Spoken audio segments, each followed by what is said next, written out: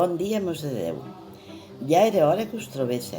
Des de luego maití que m'he aixecat, mira, un crosto de pa i un bossi de ceba i me n'he anat cap a l'horta per fer ver pels animals. Com quasi no s'hi havia, he fotut un entreposar el puntarró del braçal que me n'he anat de cap a l'espona, en semejante tosolae que m'ha rebentat el floronco que tenia el catell. I com aquell bocí és com un patamoll des del rat de ribàs que va caure a la seclla, les espartenyes calces i vores de les faldetes, entre tarquí, tartanyes i herba pegalosa, pareixia que venia de la guerra de Cuba. Com un Cristo m'he posat.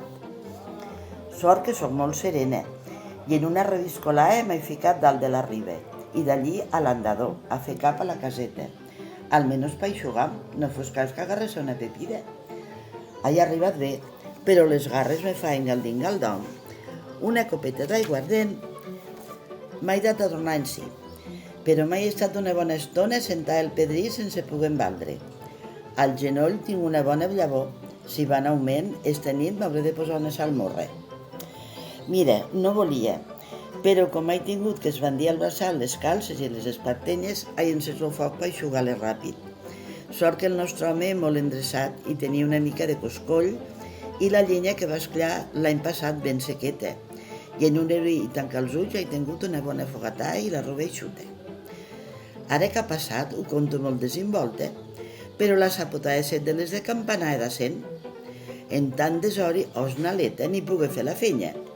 Només una mica de llantaimins per la conilla, pues ha tingut fa poc una llodrigaeta. I bé se té que cuidar la bestieta.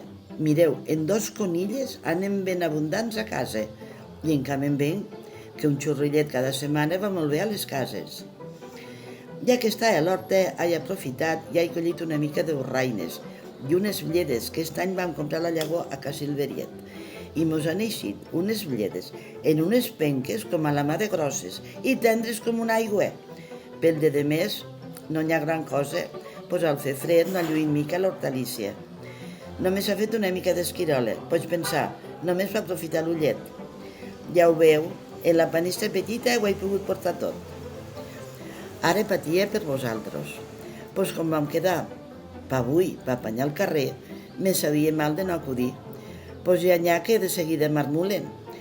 Però com ve que esteu en bona colla, vaig cap a casa i ja baixaré una altra estona a Idaus. I si convé, ja faré jo lo xocolate, pa quan acabeu, ja me'l prenem al corral nostre.